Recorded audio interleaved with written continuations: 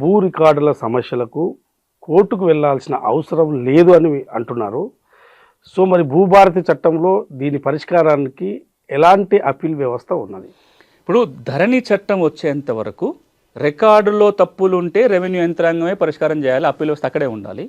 యాజమాన్య హక్కుల వివాదం, ఓనర్షిప్ డిస్ప్యూట్ అంటాం, ఆ భూమి నీదా నాదా అని కొట్లాట వస్తే సివిల్ కోర్టుకు వెళ్ళాలి. ధరణి వచ్చినాక ఏమైందంటే కేవలం ఓనర్షిప్ డిస్ప్యూట్ మాత్రం కాదు, రికార్డులు జరిగిన పొరపాట్ల కూడా కోర్టుకు వెళ్లాల్సిన పరిస్థితి ధరణి కల్పించింది. మీరు 2020 నుంచి ఈ రోజు వరకు సివిల్ కోర్టుల కేసుల సంఖ్య ఒకసారి పరిశీలించి చూడండి. తెలంగాణ రాష్ట్రంలో ఉన్న సివిల్ కోర్టులలో ధరణి రాకముందు ఎన్ని కేసులు ఉండేటివి, ధరణి వచ్చిన తర్వాత కేసులు ఎన్ని ఉన్నాయి? సింపుల్.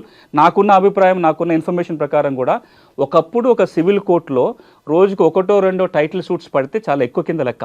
యాజమాన్య హక్కుల వివాదం ఉండే కేసులు ఒక 1-2 ఇంజక్షన్ సూట్లు పడితే 10 మించి కాదు. ఈ రోజున మీరు ఏ సివిల్ కోర్టుకు పోయినా రోజు 5-10 టైటిల్ సూట్స్ పడుతున్నాయి. ఎందుకు పడుతున్నాయంటే నా రికార్డులో స్పెల్లింగ్ మిస్టేక్ తప్పు ఉందని, నా సర్వే నెంబర్ మాయమైందని, నా భూమి వేరే వారి పేరుతో ఎక్కించిందని, ఇట్లాంటి డిస్ప్యూట్స్ అన్నీ కూడా సివిల్ కోర్టుకు వస్తున్నాయి. ఇప్పుడు భూభారతి చట్టం ఏమంటుందంటే చాలా స్పష్టంగా చట్టంలో పేర్కొన్న మాట, భూమి యాజమాన్య హక్కుల వివాదం ఉంటేనే కోర్టుకు వెళ్ళాలి. రికార్డులో తప్పులుంటే రికార్డు ప్రభుత్వమే నిర్వహిస్తుంది కాబట్టి ప్రభుత్వ అధికారులే వాటిని పరిష్కరిస్తారు అని చెబుతూ, ఏంటి అప్పీల్ వ్యవస్థ? 2 అంచెల అప్పీల్ వ్యవస్థ ఉంది. మ్యూటేషను ఇటు తహసీల్దారు అటు ఆర్డీఓ చేస్తున్నాడు కాబట్టి తహసీల్దారు చేసిన మ్యూటేషన్ మీద అభ్యంతరం ఉంటే ఆర్డీఓకి ఒక ఫస్ట్ అప్పీలు, కలెక్టర్కి సెకండ్ అప్పీలు.